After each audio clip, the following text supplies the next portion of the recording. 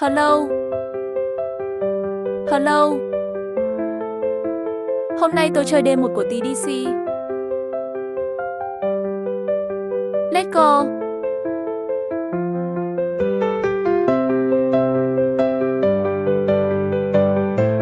Ủa? À nhầm.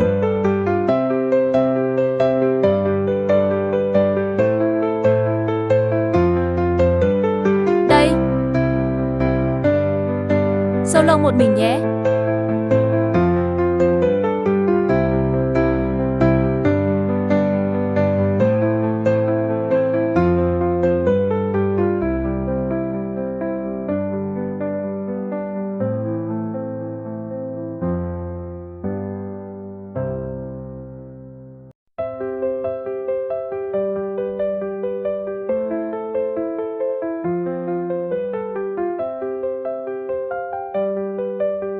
Đây là map ở D1.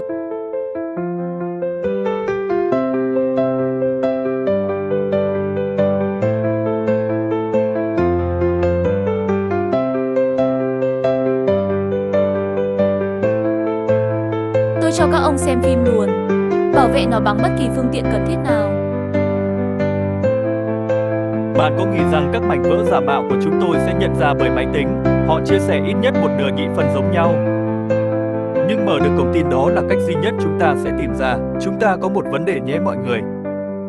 Các mảnh vỡ của chúng tôi đã cảnh báo TDC về vị trí của chúng tôi. Chúng ta chỉ có thể giả định rằng họ đang trên đường đi.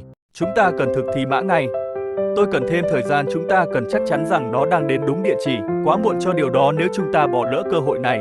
Chúng ta sẽ không giờ có thể kết nối Echo một lần nữa.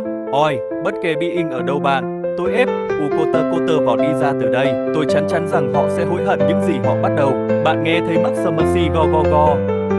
Cứ tiếp tục đi, lần này bạn sẽ không phải là người sách lịch sử đâu.